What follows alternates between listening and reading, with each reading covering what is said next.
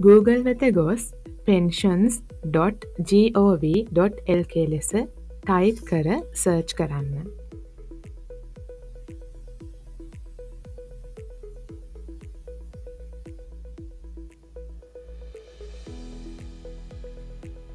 ඉන් පසුව pension department හි නව වෙබ් පිටුව ඔබට දර්ශනය වේ.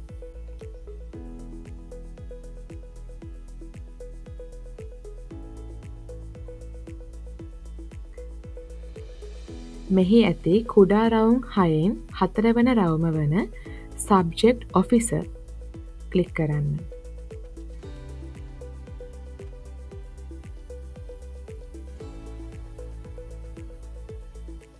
ඉන් පසුව දර්ශනය වන පිටුවේ දකුණු පස පහළ ඇති බොක්ස් 4න් 3 වන බොක්ස් එක ක්ලික් කරන්න.